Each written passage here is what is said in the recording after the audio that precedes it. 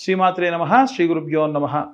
తదుపరి కుంభరాశి వారికి సంబంధించి ద్వితీయ స్థానంలో రాహుగ్రహ సంచారము, తృతీయంలో శనిగ్రహ సంచారము, అలాగే పంచమ స్థానానికి వచ్చేసరికి శుక్రగ్రహ సంచారము, షష్టమ స్థానంలో సూర్యుడు లేదా గురుగ్రహ సంచారము, నవమ స్థానంలో బుధగ్రహ సంచారము ఉండడం వలన వీరికి మిశ్రమ ఫలితాలు గోచరిస్తూ ఉన్నాయి. శని రాష్ట్రాధిపతి కాబట్టి తృతీయ స్థానంలో శనిగ్రహ సంచారం ఉండడం వలన ఏవైనా కమ్యూనికేటింగ్కి సంబంధించి హార్ష్గా మాట్లాడడం, అంటే మనం ఎవరితో ఏదైనా విషయం చెప్పాలంటే అక్కడ కనుక పాపగ్రహం ఉన్నా శనిగ్రహం ఉన్నా చాలా గట్టిగా చాలా స్టబాన్గా మాట్లాడేటువంటి అవకాశం ఉంటుంది. కాబట్టి మీరు తీసుకునేటువంటి నిర్ణయాలు కానీ చెప్పేటువంటి మాటలు కానీ జాగ్రత్తగా మాట్లాడండి. ముఖ్యంగా పిల్లలు పెద్దవాళ్ళతో మాట్లాడేటప్పుడు ఎలా మాట్లాడాలి అనేటువంటి విషయాన్ని జాగ్రత్తగా ఆలోచించి మాట్లాడండి. ఎందుకంటే కుంభరాశి వాళ్ళు సుతరాము మొదటి నుంచి కూడా ఏంటంటే కాస్త కరుకుగా మాట్లాడే వాళ్ళే ఉంటారు, ఇంకా ఎక్కువవుతుంది. అలాగే ఈ ద్వితీయ స్థానంలో రాహుగ్రహం ఉండడం వలన ఆస్తికి సంబంధించి ఎసర్ట్స్కి సంబంధించి ఎవరన్నా కొంటానని రావడము, మీతోని మభ్యపెట్టేటువంటి మాటలు మాట్లాడడము, ఏదైనా కమిట్మెంట్ ఇవ్వడము అది మాత్రం చేయకపోవడం, ఇలాంటివి జరుగుతాయి. అసలే ఇప్పుడు భూమికి సంబంధించి బాగాలేదు బయట వ్యవస్థ, ఇలాంటి మాటలు చెప్పే వాళ్ళ వల్ల ఇంకా మీరు బాధపడే అవకాశం ఉంటుంది. జాగ్రత్తగా ఉండండి. అలాగే పంచమ స్థానంలో శుక్రగ్రహ సంచారం ఉండడం వలన మీకు ఎమోషన్స్ కానీ ఎక్కువ అవ్వడము, బాగా ఎమోషనల్ అవ్వడము, ఎవరినైనా సరే అంటే విద్యార్థి దశలో ఉన్న వాళ్ళైతే ఎవరినన్నా సరే ప్రేమించిన వారితోని కాస్త చనువుగా ఉండడము, కానీ అది చాలా ఇబ్బంది పెట్టేటువంటి పరిస్థితికి దారి తీయడం, ఇలాంటివి జరగవచ్చు. కాబట్టి కాస్త జాగ్రత్తగా ఉంటే మంచిది. కుంభరాశి వారికి సంబంధించి షష్టమ స్థానము, సప్తమ స్థానం ఏదైతే ఉందో ఆ రెండు స్థానాల్లో కూడా గురువు మరియు బుధగ్రహ సంచారాలు ఉన్నాయి. ఇలా ఈ యొక్క సప్తమ స్థానంలో గనక బుధగ్రహ సంచారం ఉంటే మీ మిసెస్, అంటే మీ యొక్క మ్యారేజ్ అయిన వాళ్ళు ఎవరైనా ఉంటే మీ యొక్క మిసెస్ ఏదైనా సరే వ్యాపారం స్టార్ట్ చేసేటువంటి అవకాశం ఉంటుంది. కాబట్టి ఆ ప్రకారంగా కాస్త జాగ్రత్తగా ఉండండి. వ్యాపారం ప్రారంభించేటప్పుడు అన్ని రకాలైనటువంటి జాగ్రత్తలు తీసుకొని వ్యాపారాన్ని ప్రారంభించండి. అష్టమ స్థానంలో కుజుడు మరియు కేతుగ్రహ సంచారం ఉంది. పాపగ్రహ సంచారము, అది కూడా అస్సలు మంచి కాంబినేషన్ ఏంటంటే కుజుడు మరియు కేతువు. కాబట్టి ఇవంతా కూడా ఏంటంటే ఎక్స్టర్నల్ అఫైర్స్ కానీ, ఆరోగ్యానికి సంబంధించి విపరీతమైన పరిస్థితులు కానీ, ఒక మనిషి మృత్యు భయాన్ని చూడడం కానీ, ఇలాంటివన్నీ కూడా జరుగుతాయి. కాబట్టి ఈ నెలలో ద్వితీయార్థంలో కాస్త జాగ్రత్తగా ఉండండి. ఇవన్నీ కూడా గోచార రీత్యా చెప్పేటువంటి విషయాలు మాత్రమే. పూర్తిగా మీ జాతకం విశ్లేషణతో కావాలంటే కింద ఉన్న నెంబర్కి కాంటాక్ట్ చేయండి. మీ గోత్రం, మీ యొక్క పేరు, ఇంటి పేరు, మీ పేరు, date of birth, time, place అన్నీ కూడా ఆ నెంబర్కి వాట్సాప్ చేసి ఈ 2025 సంవత్సరంలో కేవలం 2025 రూపాయలు మాత్రమే చెల్లిస్తే పూర్తి జాతకం మీకు ఇచ్చి, చాలామంది జాతకాలు 8 పేజీలు 9 పేజీలు ఇస్తారండి. నేను 70 పేజీల్లో అన్ని రకాల క్యాలిక్యులేషన్స్ మీరు ముస్సరితనం వచ్చిన తర్వాత కూడా ఓపెన్ చేసి చూసుకుంటే మీకు ఆ జాతకానికి సంబంధించి ఉంటుంది. అందరూ సాఫ్ట్ కాపీ ఇవ్వరు, హార్డ్ కాపీ ఇస్తున్నారు. నేను PDF ఫైల్ ఇస్తాను. ఎందుకంటే మీరు అది ఎప్పటికైనా సరే దాచిపెట్టుకుని మళ్ళీ నన్ను అడగాలి, నాకు డబ్బులు కట్టాలనే పరిస్థితి లేకుండా ఉండాలనేది నా ఉద్దేశము. కాబట్టి వీరందరూ కూడా ఎలాంటి మంత్రపఠనం చేస్తే మంచిదంటే శని చాలీసా లాంటి మంత్రాలు కానీ, శని మంత్రాలు చదవడం చాలా మంచిది. ఇవన్నీ కూడా ఎక్కువ శాతం ఎవరైతే పబ్లిక్ పోర్టల్లో తిరుగుతూ ఉన్నారో సినీ రాజకీయ రంగాల్లో ఉన్నవారు కానీ ఇతరత్ర ఇంకెవరైనా సరే చాలా జాగ్రత్తగా ఉండండి. వీలైనంత వరకు కూడా కరుంగలి మాల లాంటివి ధరించడం మంచిది. ఈ కరుంగలి మాల కూడా మీ గోత్రము, మీ పేరు ఇవన్నీ కూడా పంపిస్తే మీకు ఈ కరుంగలి మాలను స్వయంగా నేను కొరియర్ చేయడం, పూజ చేసి, హోమం చేసి, లేదా హోమంలో కానీ పూజలో కానీ అభిషేకంలో కానీ పెట్టి మీ దాకా ఇవ్వడం జరుగుతుంది. వాటికి సంబంధించి విజువల్స్ కూడా మీకు పంపించడం జరుగుతుంది. ఇంకా ఏవైనా సరే సందేహాలు ఉంటే కింద ఉన్న నెంబర్కి కాంటాక్ట్ చేసి మీ యొక్క జాతకం గురించి తెలుసుకోవచ్చు. ఇక అందరూ కూడా ఎలాంటి రెమెడీస్ పాటించాలనే విషయాన్ని ఇప్పుడు మనం తెలుసుకుందాం. ఈ యొక్క జూలై నెల చాలా ప్రాముఖ్యతతో కూడినటువంటి నెల. మనకున్నటువంటి ఇంగ్లీష్ క్యాలెండర్ లెక్కల ప్రకారంగా చూసుకున్నట్టయితే ఈ జూలై అనేటువంటిది 7వ నెల సంఖ్యగా వస్తుంది. అంటే సగభాగం వరకు కూడా సంవత్సరంలో పూర్తవుతుంది. ఒక విషయం ముఖ్యంగా చెప్పాలి అనంటే ఈ సంవత్సరానికి శాపం తగిలిందా అనేట్టుగా ఉంటుంది. ఎందుకంటే మన ఈ 2025వ క్యాలెండర్లో ఉన్నటువంటి డేట్స్, వీకెండ్స్ ఎలా ఉంటాయో 1941వ సంవత్సరానికి సంబంధించినటువంటి క్యాలెండర్ ఇయర్ అంతా కూడా యాజ్ ఇట్ ఈజ్ అలాగే ఉంటుంది. ఈ సంవత్సరంలో మనకు ఉన్నటువంటివి ఏవైతే జరిగినటువంటి డిజాస్టర్స్ ఉన్నాయో దీనికి రెట్టింపుగా 1941లో జరిగింది. అందున ముఖ్యంగా పర్ల్ హార్బర్ లాంటి బ్లాస్టింగ్స్ జరగడం కానీ, అలాగే ఉన్నటువంటి మన యొక్క వరల్డ్ వార్ II జరగడం కానీ, ఇలాంటివన్నీ కూడా చైనాలో 1500 మంది ఒకేసారి మాస్గా చనిపోవడం కానీ ఇలాంటివన్నీ కూడా జరిగాయి.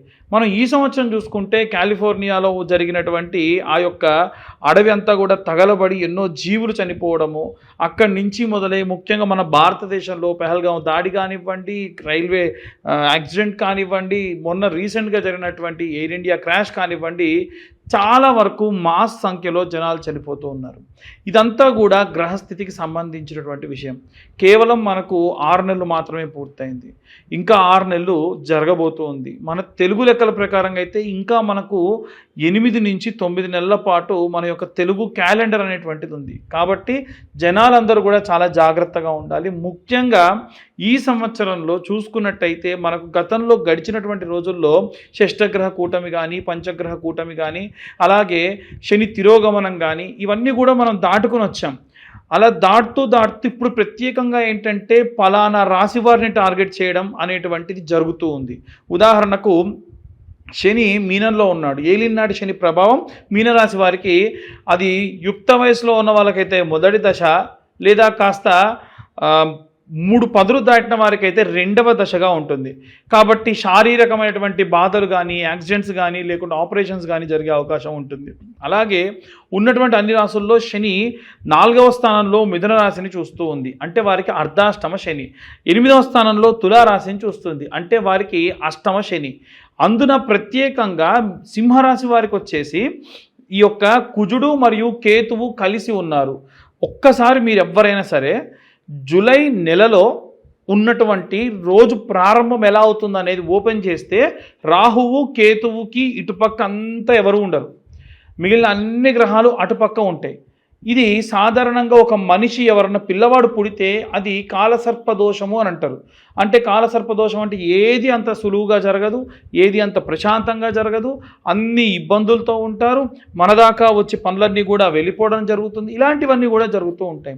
కాబట్టి జూలై నెలలో అందరూ కూడా చాలా జాగ్రత్తగా ఉండండి. ముఖ్యంగా ఇంట్లో ఉన్న గృహిణులు దయచేసి మీకున్నటువంటి ఆచారాలు పద్ధతులు పాటించండి. ఎట్టి పరిస్థితుల్లో ప్రతి శుక్రవారము ఆదివారము అమ్మవారికి సంబంధించి కుంకుమార్చన చేయండి. ఎన్నో మార్లు నేను ఇంతకు ముందు కూడా ఈ విషయం చెప్పాను. చిన్న పసుపు ముద్దను తయారు చేసుకొని శుక్రవారం నాడు కుబేర కుంకుమతోని కుంకుమార్చన చేయండి. పచ్చకర్పూరము కుంకుమ కలిపిన కుంకుమతో కుంకుమార్చన చేయండి. వారమంతా కూడా ఆ కుంకుమని ఇంట్లో ఉన్న వాళ్ళకు పెట్టి పంపించండి. తులసి కోటలో పూజ చేసినప్పుడు ఆ తులసమ్మ దగ్గర ఉన్న మట్టి కొంచెం తీసి బాగా వస్త్రకాగితం అంటారు మెత్తగా చేసి అది కుంకుమలో కలుపుకోండి, పచ్చకర్పూరం కలుపుకోండి, దానివల్ల పురుగు పట్టదు. అలా ఎందుకు అనంటే అపమృత్యు భయాన్ని తీసేస్తుంది తులసి యొక్క మట్టి. అలాగే విద్యార్థుల విషయానికి వస్తే ఈ సంవత్సరం విద్యా వ్యవస్థలో విపరీతమైనటువంటి మార్పు వచ్చే అవకాశం ఉంది. అంటే ఇప్పటి వరకు మనం చదువుకున్నటువంటి విద్య ఏదైతే ఉందో వాటన్నిటికీ కూడా అసలు ఎవ్వరూ ఊహించినటువంటి మార్పులు జరిగే అవకాశం ఉంది. పిల్లలందరూ కూడా మేధా దక్షిణామూర్తికి సంబంధించినటువంటి ఈ యొక్క జపము మంత్రము లాంటివి చదువుకోవడం, స్తోత్రం కనీసం రోజు ఒకసారి వినడం చాలా మంచిది. అలాగే ఎవరైతే ఉద్యోగస్తులు ఉంటారో అనవసరమైనటువంటి పోకడలకు పోయి ఉద్యోగాన్ని మారాలనేటువంటి దాని జోలికి పోకుండా వీలైనంత వరకు కూడా బృహస్పతి గ్రహానికి సంబంధించిన జపం చేసుకోండి. ఆ మంత్రం ఏమిటంటే గురు అరిష్టేతు సంప్రాప్తే గురు పూజాంచకారయే గురుధ్యానం ప్రవక్ష్యామి పుత్ర పీడోపశాంతయే. అలాగే ఈ యొక్క వ్యాపారస్తులందరూ కూడా వీలైనంత వరకు కనక పుష్యరాగము అనేటువంటి స్టోన్ని లాకెట్గా కానీ లేకుంటే కనక పుష్యరాగాన్ని ఉంగరంగా మాత్రమైనా సరే ధరించడం చాలా చాలా శ్రేయస్కరం.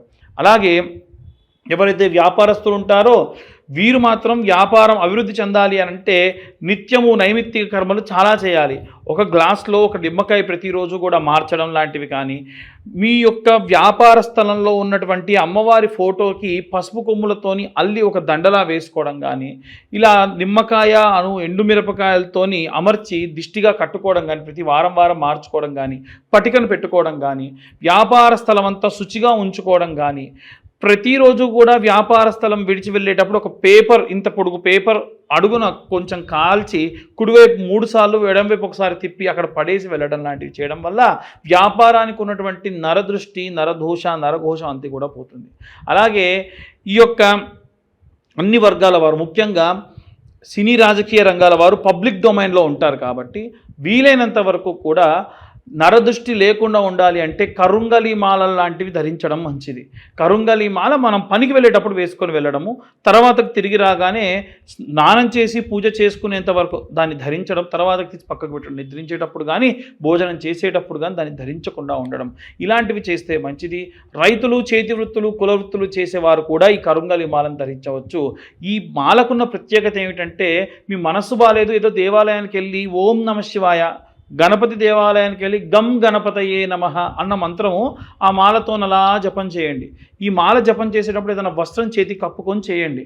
ఈ మంత్రం చెప్పినటువంటి జపమాల మెడలో ధరించడానికి బాగుంటుంది, ధరించవచ్చు. వేరే ఏ మాల అలా ధరించడానికి కుదరదు.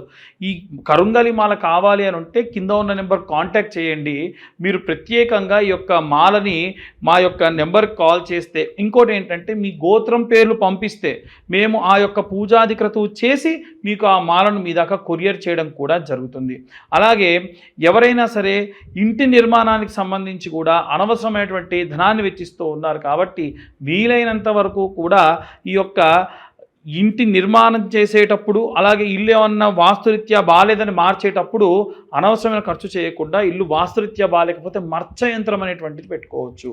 ఇక అన్ని వర్గాల వారికి సంబంధించి ఒకే ఒక్క మంత్రం, ఓం క్లీం కృష్ణాయ వాసుదేవాయ హరయే పరమాత్మనే ప్రణతక్లేశనాశాయ గోవిందాయ నమో నమః.